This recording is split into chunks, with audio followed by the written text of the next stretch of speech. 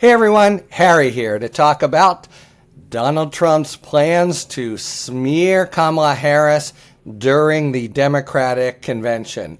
Point one is I'm here. I'm in Chicago, and things are gearing up. The first night is tonight, and then we have a whole sort of banner program with old stars and new stars, Clintons and Obama, as well as the new face of the Democratic Party, and culminating in Wednesday night with Walz, and then Kamala Harris's big moment in the spotlight on Thursday. So I'll be able to be reporting what's going on here from the ground. Second point to note is it's considered really bad form. That's a very mild kind of barrier for Trump, of course, to steamroll. But the week of the convention is supposed to be the party's week, the nominees' week. The person from the other party is hands off and lies low. Not Trump. He seems to be gearing up. And you recall that Biden's withdrawal was very shortly after the Republican convention and kind of stole Trump's thunder from what had seemed to be a pretty successful convention. So it would be no surprise if he were looking to do the same or worse to try to really take away or reverse the Democratic parties and Harris's critical efforts to define herself this week. All right, so what's he gonna do? Well, we're getting pretty good hints. Remember, he's been flailing, right, trying to disparage her. His number one critique, but it's really more like a personal grievance and complaint. It just makes him look like sour grapes kind of old guy, is that they took Biden away from him and they brought in Harris, and he's called it now most recently rigged, as if somehow Biden's decision to step aside and the decision Harris to come in, which generated all the support that it has, is he's even bandied about that it's unconstitutional. It's an incoherent kind of charge, but it reveals a fair bit about his own personal resentment that it's happened and things have switched on him, and understandable that he resents it, since it's totally upended the campaign and made him now a slight underdog. But he also, remember, he's tried laughing Kamala, which really got no purchase at all. He had that effort to say that she invented her identity as a black person. And, there's an interesting debate about whether that was done on purpose in front of black journalists, but really as a dog whistle to his regular supporters. And so just what he wanted to do, or did it really fall flat? Because it does seem that if we're back to a dynamic where it's a very narrow sliver of swing voters that he needs to attract, that kind of, crass, ignorant, and not to mention false statement wouldn't seem to be calculated to win him any love or support from swing voters.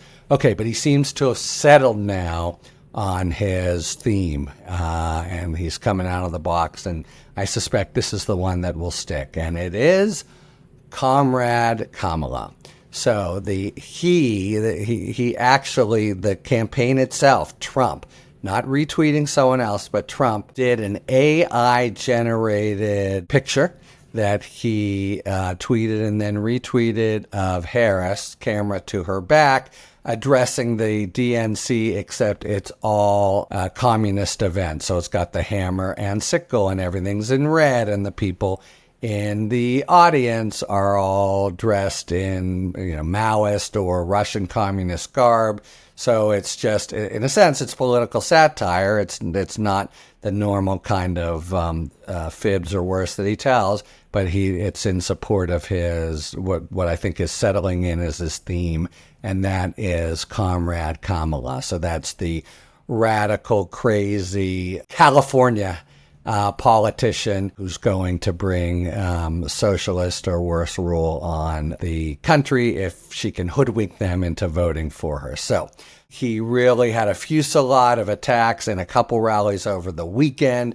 Here's a key quote: "After causing catastrophic inflation," I think what he's talking about is Biden, and that inflation was far from catastrophic and now is at record low levels.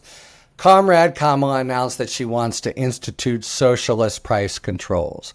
And what that refers to is part of her economic platform is to go against certain price gouging, just very rare times when individual companies or vendors have consumers over a barrel and they really charge uxorious prices. That's become, in the Trump attack machine, Soviet-style price controls. And then he also is saying that she has flip-flopped on energy policy. So that's kind of a subsidiary theme, but it's definitely the main kind of talking point now, and I think we're going to be seeing it, is this Comrade Kamala idea. And so it will be anchored in a distorted view of her. Remember, in California, before she was senator for not very long, and then that was just national policy, she voted on or not. But she was a prosecutor largely, and in fact, that's going to be her response. DAs don't, impose policy or make economic decisions or the like. Attorneys general, a little bit. I think that's going to be an interesting part of the campaign. Both Harris and Trump, interestingly, want to focus on Harris's prosecutorial past, obviously different parts of it, but he's going to be, I think, through the prism of Comrade Kamala. And, the one thing that he now has seized on, in addition to this AI image that he hopes will go viral, is of the economic plan and how it's sort of socialist style. One other thing that is, has pot kettle problems, but he wants to, and this is also a little bit in the tradition of the kind of lying practices of communist regimes like Russia and China. He says she is, and he's got grotesquely distorted numbers, but he's accusing her of making crowds at her rallies appear larger than they are by using AI. So it makes the big showcase picture that he's going to be coming out with, all the more sort of ironic. So, okay, that's, basically one, getting nasty. Two, settle on a theme, I think. I think we'll see this have legs, and that is Comrade Kamala. It will focus on economic plans, but also on anything she's done as AG to sort of be on the side of the kinds of policies that are anathema to Republicans, like diversity, inclusion, kinds of things. And then we just want to watch. Normally now the focus would be just the Democrats, but these next few days, I think Trump will, far from playing by the rules, we'll see him try to launch some pretty nasty stuff that will, he hopes, draw press coverage and mar her big debut on the national stage, or sort of official one anyway. She's already made her debut, but this is probably the biggest moment of her life, maybe of the campaign, next to only the debates. So we'll see how stridently and how successfully Trump is able to try to substitute the image of Kamala Harris that the Democrats will be rolling out with his Comrade Kamala meme. Talk to you later. Thanks for tuning in. If you enjoyed this video and other Talking Feds content, please take a second to like and subscribe. Talk to you later.